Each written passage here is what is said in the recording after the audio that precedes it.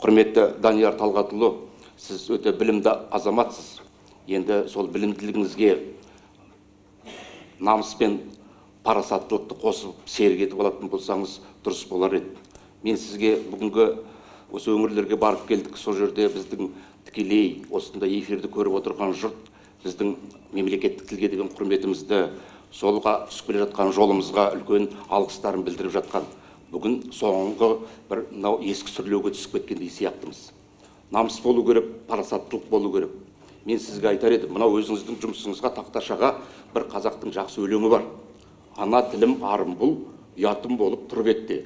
Өзге тілдің бәрін біл, өз тіліңді құрметте деген сөзді жазып қоюыңызды сұраймын. Рахмет. Көп күрделі методологиялы терминдер бар. Осы трибунада өте ол қиын. Сондықтан мен сізге бар ақпарат қазақша жауап беремін. Мен дайынбын, бірақ мәжілісте онда сондай күрделі сұрақтар бар, күрделі терминдер бар. Сондықтан мен осы жерде орысша жауап беремін.